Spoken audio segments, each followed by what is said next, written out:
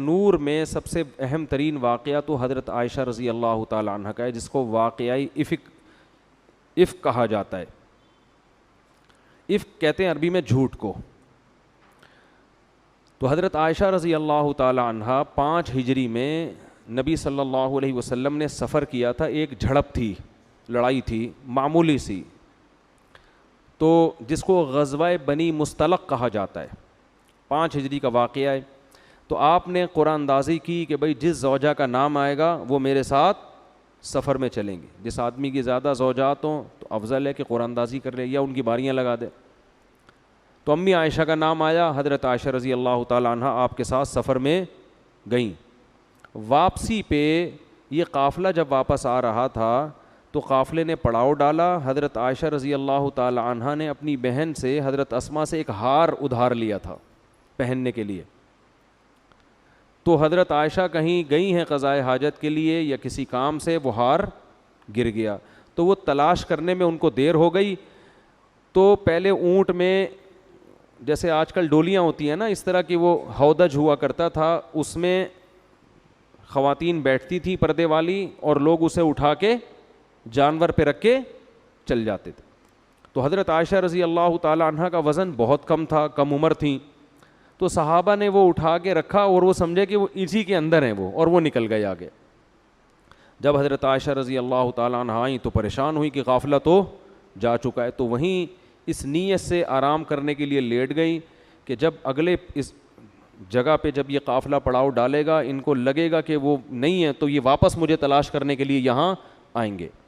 پہلے زمانے میں یہ دستور تھا کہ جب بھی کوئی قافلہ جاتا تھا نا تو پیچھے پیچھے کچھ لوگ آ رہے ہوتے تھے تاکہ اس قافلے سے کوئی چیز اگر رہ گئی ہو تو ہم وہ اٹھا لیں.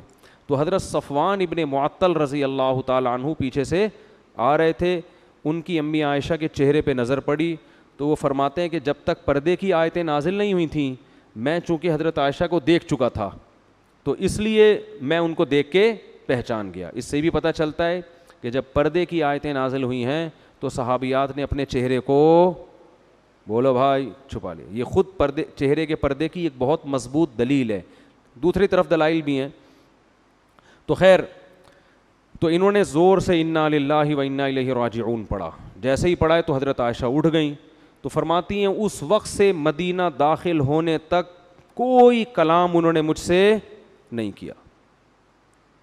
بس وہ بیٹھی ہیں ہودج میں اور حضرت صفوان ابن معطل یہ اونٹ پہ بیٹھی ہیں، حضرت صفوان ابن معطل ان کو لے کے چلے گئے اور کوئی بات نہیں.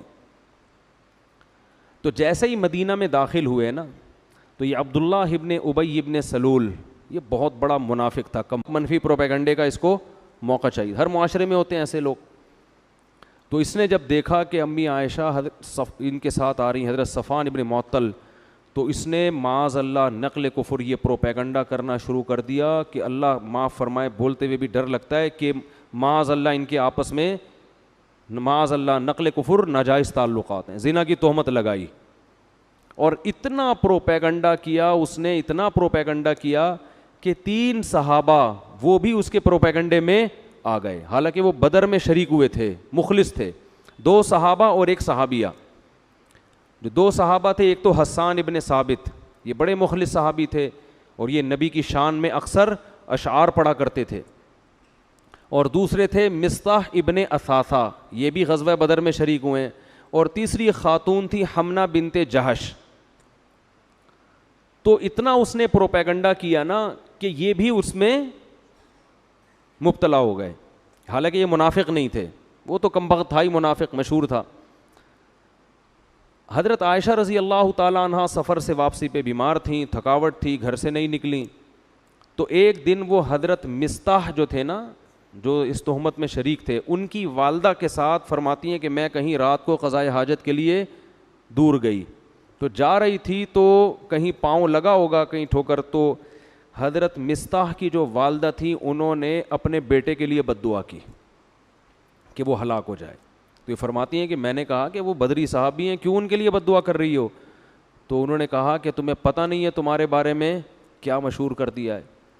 امی عائشہ کو اس وقت تک پتہ نہیں تھا. تو جب انہوں کو بتایا تو حضرت عائشہ رضی اللہ تعالی عنہ بہت زیادہ روئیں اور بیمار ہو گئیں گھر کے اندر. اور نبی صلی اللہ علیہ وسلم کو بھی اطلاع ملی کہ مدینہ میں اس قسم کی خبریں مشہور ہو گئی ہیں. تو آپ صلی اللہ علیہ وسلم بھی بہت زیادہ غمزدہ. تو میں بہت مختصر کر کے یہ واقعہ سنا رہا ہوں. تو جب نبی صلی اللہ علیہ وسلم حضرت عائشہ کے والدین کے گھر گئے, ان سے جا کے آپ نے بات کی کہ عائشہ, یعنی آپ بہت پریشان تھے, لیکن آپ نے خود اپنی زوجہ کی بشارت بیان نہیں کی کیونکہ آپ اس میں نیوٹرل رہنا چاہتے تھے. آپ نے حضرت عائشہ سے پوچھا کہ بتاؤ اصل معاملہ کیا ہے. تو حضرت عائشہ فرماتی ہیں کہ میں نے کہا کہ اگر میں یہ کہوں گی کہ میں بے گناہ ہوں تو لوگ میری بات پہ یقین نہیں کریں گے, اور اگر میں یہ کہوں گی کہ میں مجرم ہوں تو فوراً لوگ کیا کر لیں گے, یقین کر لیں گے. تو میں اس موقع پہ وہی کہوں گی جو یعقوب علیہ السلام نے اپنے بیٹے کے گم ہونے پر کہا تھا, فصبر جمیل, میرے پاس صبر کے علاوہ کوئی راستہ نہیں ہے. آپ صلی اللہ علیہ وسلم کو بہت تکلیف ہوئی اور آپ نے فرمایا کہ اس شخص نے, یعنی عبداللہ بن ابی کے بارے میں, کہ مجھے میری زوجہ کے بارے میں بہت شدید تکلیف کی ہے, بہت شدید تکلیف دی ہے. تو حضرت عائشہ فرماتی ہیں کہ مجھے یقین تھا کہ اللہ نبی کو میری براءت بیان کرے گا. اچھا, اس میں پھر یہ تفتیش جب شروع کی گئی ہے تو سب سے پہلے سوکنوں سے پوچھا جاتا ہے نا, کیونکہ سوکنے تو سوکن کے بارے میں اکثر منفی سوچ. تو جب امہات المومنین سے پوچھا گیا تو انہوں نے سختی سے انکار کیا. انہوں نے کہا کہ ہم نے عائشہ میں ایسی کوئی چیز نہیں پائی. سوکن ہونے کے باوجود انہوں نے گواہی دی.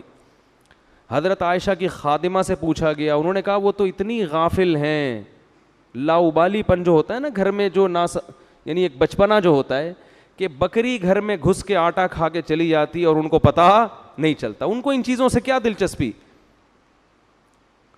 تو آپ صلی اللہ علیہ وسلم, بہت سارے صحابہ نے, حضرت عمر جب تھے, حضرت عمر سے جب پوچھا گیا یہ کیا معاملہ ہے تو فوراً بول پڑے سبحانک ھذا بہتان عظیم, کہنے لگے سبحان اللہ یہ تو بہت بڑا بہتان ہے. بہتان کہتے ہیں جو بالکل واضح جھوٹ ہوتا ہے نا, بہت بڑا, یہ تو بہت بڑا جھوٹ ہے, اس میں تفتیش کی کیا ضرورت ہے, یہ ہو ہی نہیں سکتا. تو نبی صلی اللہ علیہ وسلم جب بہت پریشان ہوئے, حضرت عائشہ کی بھی صبر کی انتہا ہو گئی. تو شدید سردی کا موسم تھا, آپ صلی اللہ علیہ وسلم کو شدید سردی میں پسینہ آنا شروع ہو گیا. صحابہ کرام سمجھ گئے کہ آپ پر وحی نازل ہو رہی ہے. صحابہ تو وحی پہ یقین کرتے تھے نا, یہ اللہ کا, کیونکہ ایسی کیفیت ہو جاتی تھی. تو حضرت عائشہ فرماتی ہیں شدید سردی میں نا آپ کے ایسا پانی کی طرح پسینہ نچڑتا تھا, ایسی کیفیت ہوتی تھی. تو آپ صلی اللہ علیہ وسلم امی عائشہ کے گھر میں, اور آپ پر وحی آنا شروع, اور پورا رکوع 11 آیتیں نازل ہوئیں جس میں اللہ نے حضرت عائشہ رضی اللہ تعالی عنہ کی پاک دامنی کو بیان کیا. تو جیسے ہی آپ نارمل کنڈیشن میں آئے ہیں, آپ صلی اللہ علیہ وسلم نے حضرت عائشہ کو خوشخبری سنائی کہ اللہ نے تمہاری پاک دامنی کو اللہ نے بیان کر دیا ہے. تو حضرت عائشہ کی والدہ کھڑی ہوئیں, انہوں نے فوراً فرمایا کہ اپنے شوہر کا شکریہ ادا کرو. امی عائشہ نے فرمایا نہیں. صحیح ہے نا, کیا فرمایا؟ فرمایا یہ پاک دامنی نبی نے بیان نہیں کی ہے, یہ کس نے بیان کی ہے؟ تو اللہ نے بیان, تو میں اللہ کا شکر ادا کروں گی. تو اس پر یہ آیتیں نازل ہوئیں. حضرت عائشہ فرماتی ہیں مجھے یقین تھا کہ اللہ میری برات کا اعلان کرے گا, مگر اس کا تصور بھی نہیں تھا کہ قرآن کی آیتیں بنا کے اللہ نازل کر دے گا جو قیامت تک پڑھی جائیں گی. تو اللہ تعالیٰ نے پھر جو عبداللہ بن ابی تھا اس کے لیے دردناک سخت عذاب کی خوشخبری بتائی, اور فرمایا کہ جب اصول یہ ہے کہ جو کسی پہ زنا کی تہمت لگائے گا تو کتنے گواہ لے کر آئے گا؟ 4 گواہ, اور یہاں کسی کے پاس 1 گواہ بھی نہیں ہے. یہ قرآن میں پہلے نازل ہو چکا تھا یہ حکم کہ 4 گواہ ہونے چاہیے. تو اب جو لوگ اس میں شریک تھے ان پہ حد قذف جاری ہوگی, اور ان کو 80 کوڑے لگائے گئے, جن میں 2 صحابی اور 1 صحابیہ اور عبداللہ بن ابی منافق, اس کو بھی 80 کوڑے لگائے گئے. تو حضرت عائشہ کی اللہ نے برات کا اعلان کیا, اور پھر قرآن نے کہا لولا اذ سمعتموہ، صحابہ کو بھی تنبیہ کی کہ ایسا کیوں نہیں ہوا کہ جب تم نے یہ خبر سنی تھی قلتم ما یکون لنا ان نتکلم بہذا، تم نے یہ کیوں نہیں کہا کہ ہم تو اس پہ کلام بھی نہیں کر سکتے، سبحانک ھذا بہتان عظیم. جو الفاظ حضرت عمر کے تھے نا، تو اللہ نے فرمایا تم سب نے یہ کیوں نہیں کہا. تو یہ بھی حضرت عمر کی فضیلت ہے کہ جو الفاظ انہوں نے کہے تھے وہی آیتیں قرآن بن کے نازل ہوئے. حضرت عمر اس پہ فخر کیا کرتے تھے کہ اللہ نے میرے کلام کو قرآن کا حصہ بنایا کہ تم سب نے وہ الفاظ کیوں نہیں کہے جو کس نے کہے تھے. حضرت عمر تو بہت غیرت والے تھے نا، ان میں تو یہ دائیں بائیں حساب کتاب تھا ہی نہیں. ٹھیک ہے نا، انہوں نے کہا یہ کیسے ہو سکتا ہے، یہ تو ممکن نہیں ہے. کیونکہ سب جانتے تھے پہلے زمانے، جیسے آج بھی گاؤں میں سب ایک دوسرے کو جانتے ہیں، تو پہلے تو صدیوں سے قبیلے ایک ساتھ رہتے رہتے رہتے. بالکل اس کی مثال ایسے ہے جیسے حضرت مریم کے جب بغیر شوہر کے بچہ ہوا ہے تو بنی اسرائیل نے کیا کہا، اے مریم تجھے تو ہم بچپن سے جانتے ہیں، ما کان ابوکی امرأ سوء وما کانت امکی بغیہ، نہ تمہارا باپ برا آدمی اور نہ تمہاری ماں فاحشہ، تم تو پیغمبروں کے خاندان میں پیدا ہو کے تم نے یہ کیسے کر لیا. تو جو قریب رہتے ہیں نا وہ ایک دوسرے کو جانتے ہیں. تو حضرت عمر امی عائشہ کو جانتے تھے، ابو بکر کی بیٹی ہیں، تو سبحانک، انہوں نے کہا اس کی تفتیش کی ضرورت نہیں ہے، سبحانک ھذا بہتان عظیم. پھر اللہ نے فرمایا یعظکم اللہ ان تعودوا لمثلہ ابدا، اللہ تمہیں نصیحت کر رہا ہے اس کے بعد ایسی حرکت کبھی نہیں کرنا. اور قرآن نے کہا ان الذین یرمون المحصنات الغافلات المؤمنات، جو لوگ تہمت لگاتے ہیں پاک دامن عورتوں کو، الغافلات جو بھولی بھالی سیدھی سادھی ہیں، جن کو ان فحاشیوں کا پتہ نہیں ہے، المؤمنات پھر مومن بھی ہیں، لہم عذاب عظیم ان کے لیے بہت بڑا عذاب ہے. تو اس میں اللہ نے امی عائشہ کو سیدھی سادھی بھی کہا، مومن بھی کہا اور پاک دامن بھی کہا کہ بھائی تہمت اگر کوئی لگائے کسی پہلے سے کوئی فاحشہ عورت ہو، کوئی طوائف ہے مشہور ہے دنیا میں، اس کے بارے میں کوئی کہ اس نے زنا کیا ہے، برا تو یہ بھی ہے، جب تک گواہ نہیں آپ نہیں لگا سکتے، لیکن ایک پاک دامن اور نیک عورت پر آپ کیسے تہمت لگا رہے ہیں. پھر قرآن نے یہ بھی کہا الخبیثات للخبیثین والخبیثون للخبیثات. اللہ نے اپنے حبیب صلی اللہ علیہ وسلم کے لیے جس خاتون کی سلیکشن کی ہے وہ طیبات میں داخل ہے، وہ خبیثات میں داخل نہیں ہے. کیونکہ یہ تو اللہ کے حکم پہ آپ نے نکاح کیا تھا نا، خواب آیا تھا آپ صلی اللہ علیہ وسلم کو، تو اس میں بھی قرآن نے بتا. اس لیے علماء کہتے ہیں اس پر پوری امت کا اجماع ہے کہ پیغمبر کی بیوی کافر تو ہو سکتی ہے، فاحشہ زانیہ نہیں ہو سکتی. لوط علیہ السلام کی بیوی کافر تھی، زانیہ نہیں تھی. نوح علیہ السلام کی بیوی کافر تھی، زانیہ نہیں تھی. پیغمبر کی کے نسب میں ایسا نہیں ہوتا. وجہ اس کی یہ ہے کہ کسی کی بیوی کا غیر مسلم ہونا اس مرد کے لیے بے عزتی کا سبب نہیں ہے. وہ آخرت میں اس کو غیر مسلم ہونے کی سزا ملے گی، مگر یہ مرد کے لیے بے عزتی کی بات بولو نا نہیں ہے.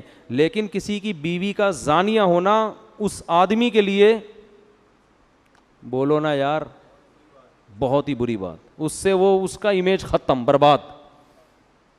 اور پھر آگے نسب میں کیا ہے، کیا پتہ چلے گا یہ بچے آپ ہی کے ہیں یا کہیں اور سے تو نہیں ڈاؤن لوڈ کروایا انہوں نے، کیا پتہ چلے گا، نسب خراب. حدیث میں آتا ہے ولدت من نکاح لا من صفا، آدم سے لے کے آج تک میرے جتنی ہماری نسل پیدا ہوئی نکاح کے ذریعے ہوئی ہے، اس میں زنا نہیں ہوا. تو پیغمبروں کے لوط علیہ السلام کی جو بیوی تھی وہ زانیہ نہیں تھی، وہ لڑکوں کو، وہ جو ہے نا لوگوں کو فتح بتاتی تھی لڑکوں کے بارے میں، خود زنا نہیں کیا اس نے کبھی. تو پیغمبر کی بیویوں کو اللہ اس برائی سے بچاتے ہیں. اور خود بھی اس سے ہمیں یہ بھی پتہ چلتا ہے کہ دیکھو آپ کی جو بیوی ہے نا عمل میں کمزور ہو، یہ چیز قابل برداشت ہے. کردار کی اگر گڑبڑ ہے تو یہ غیرت مند آدمی کے لیے قابل برداشت.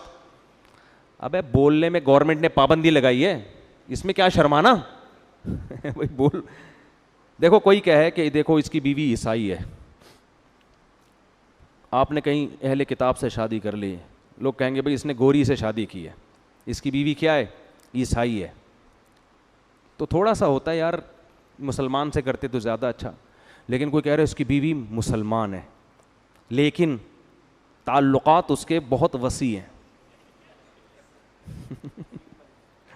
اس کے تعلقات بہت وسیع لیکن ہے کلمہ توحید پرست. تو اگرچہ کفر بڑا جرم ہے لیکن آخرت کے لحاظ سے, سمجھ رہے ہو, لیکن دنیا میں ذلت ذلیل ہونے کے لحاظ سے دنیا میں فحاشی یہ زیادہ بڑا جرم ہے ذلت کے لحاظ سے دیکھا جائے. تو اس لیے پاک دامن عورتوں سے شادی کیا کرو. بھی وہی ابھی کیا پھر میں کس سے سناؤں آپ کو, وہ ایک آدمی کی شادی ہوئی نا تو بیوی سے کہتا ہے آج سے تم میری کائنات, تم ہی میری مسرت, تم ہی میری فرحت. وہ تو بیچارہ ڈائلاگ بول رہا تھا, فرحت یعنی خوشی, مسرت بھی خوشی اور کائنات بھی, وہ سمجھی اپنی گرل فرینڈ کے نام بتا رہا ہے. کہتا ہے آج سے تم میری کائنات, میری فرحت بھی تم, میری مسرت بھی تم. وہ کہتی ہے ٹھیک ہے, ستار بھی پھر آج سے تم ہی ہو, غفار بھی تم اور وسیم بھی تم ہی ہو. جب تم نے فرحت, مسرت اور کائنات سے تعلق ختم کر دیا تو اب میرا بھی وسیم سے کوئی تعلق نہیں رہے گا, میں بھی اس کے نمبر ڈیلیٹ کر رہی ہوں. تو اب بتاؤ آگے زندگی چلے گی؟ تو کردار کا ایک نمبر ہونا عورت میں یہ بہت بڑی خوبی ہے کہ اپنے شوہر سے وفا کرتی ہو.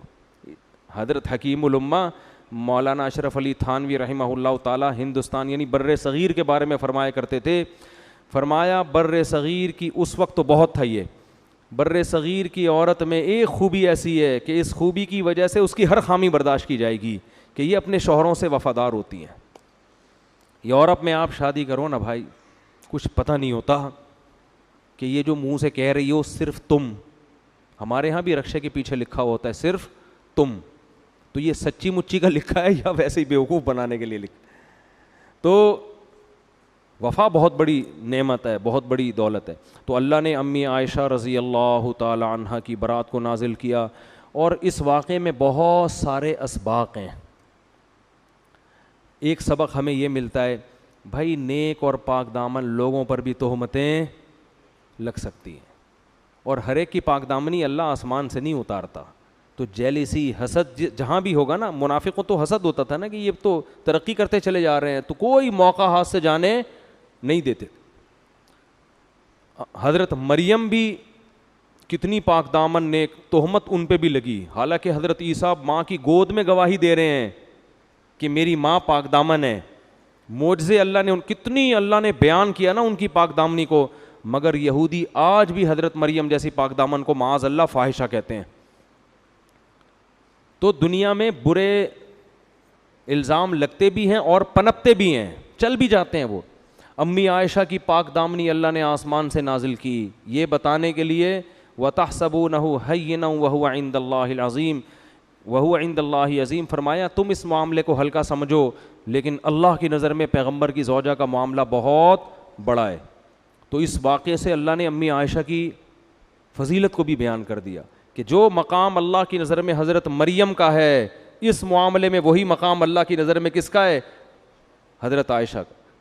ان پہ تہمت اللہ نے برداشت نہیں کی, قرآن میں بیان کی. امی عائشہ کی پر جو تہمت لگی وہ بھی اللہ نے قرآن میں بیان کی ہے. لیکن جیسے حضرت مریم کو فاحشہ کہنے والے آج بھی موجود, معاذ اللہ نقل کفر, امی عائشہ کو برا بھلا کہنے والے, فاحشہ کہنے والے بھی آج موجود ہیں. تو جیسے وہ کافر ہیں یہ بھی کافر ہیں. جو امی عائشہ پہ تہمت لگاتا ہے نا, اسلام کی نظر میں وہ کیا ہے؟ کیونکہ قرآن نے ان کی پاک دامنی کو بیان کر دیا, واضح لفظوں میں بیان کر دیا قرآن نے ان کو. تو